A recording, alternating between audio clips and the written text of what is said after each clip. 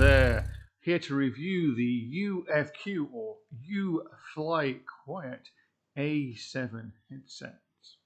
A relatively new entry to the aviation headset market. It's not cheap, but it's a relatively low-cost alternative headset. And I purchased it mainly as a spare or second headset for when flying with friends who don't have one.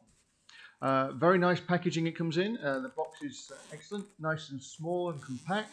A reasonable quality box, and it comes with a nice note from Mr. Jack Wang, who is the CEO of UFQ. Opening it up, and it looks pretty smart. Well packaged, nice and tidy. I'm not convinced I'll be able to get it back into this particular position, but we can have a go at that later on. But yes, it looks pretty good.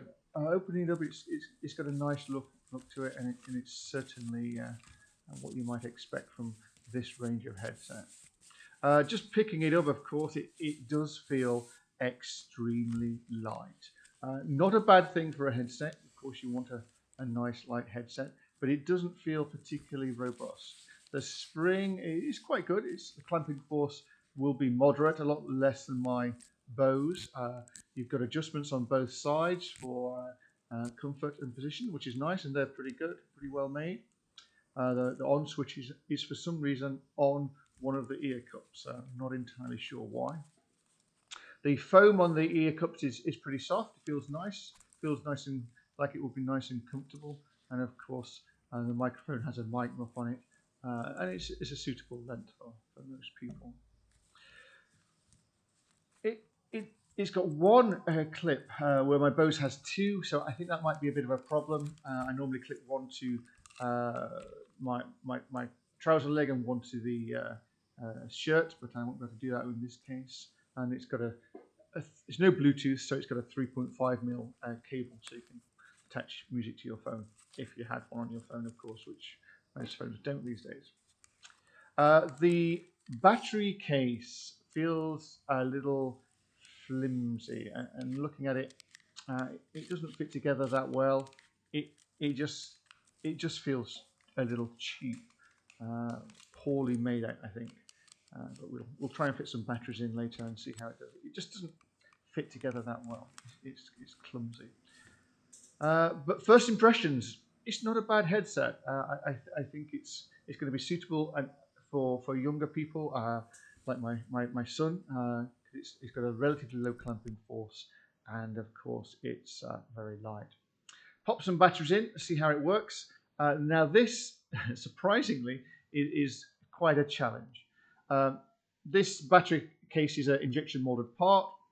It's not that difficult to design an injection molded part with some guides to put the batteries in. Even simple child's toys have guides to help keep the batteries in. But this one has nothing. It's very difficult to get the batteries in. It's difficult to fit together. It really does spoil the feel of the headset. The rest of the headset doesn't feel premium, but it feels okay. This feels pretty cheap. It's got left and right ear volume, which you can adjust independently, which is great.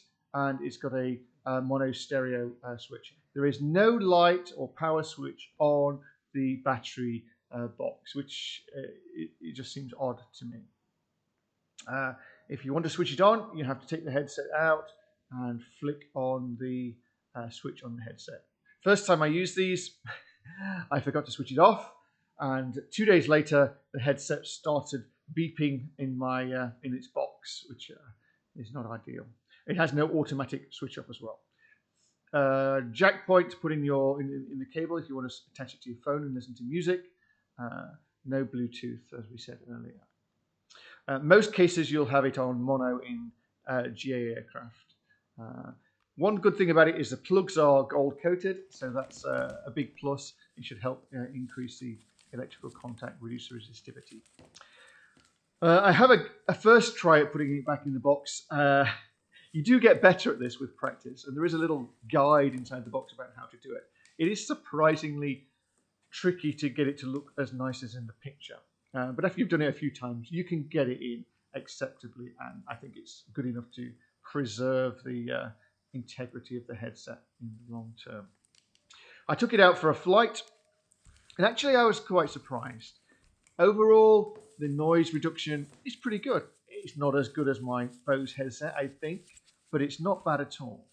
Passive noise reduction is not great, but the active noise reduction worked well. I could hear clearly. My voice seemed pretty clear to other people, and when I was talking on the intercom to my co-pilot, it was pretty good. I was quite impressed. So in terms of noise reduction, in terms of audio quality, I think this AFQ have spent some reasonable amount of money on the components they've used and the technology that they've developed. So that's a real big plus for this, especially for the price point of the headset. In terms of build quality of the headset itself, it's not too bad. It's nice and light. It's got a relatively low clamping force, and it does its job. I'm not convinced it's going to last as long. I've had my Bose headset for 4 years. All I've done is replace the ear muffs and the mic muff once, and it's still in great condition. This one, I don't think it will last that long, especially as I live in the tropics, and rubber and foam components tend to degrade quite quickly. But I think it's pretty good for a spare. Biggest complaint is this silly battery case, which is unnecessarily cheap and poorly designed. But then again, you don't have to change your batteries so often. It would be nice if you had one more clip so you could attach it at a high and low point, keep the cable under control. But overall, first impressions, pretty positive. And first test flight, not bad at all. I would be happy using it myself as a spare, and certainly for my passengers. I don't think this is going to be too robust, too durable, but time will tell on that. Overall, I'm happy with the purchase. It's not a bad headset. For anybody looking to save a little bit of money and get active noise reduction, I don't think you can go wrong for the price of this headset. All right, thank you very much. Don't forget to like and subscribe.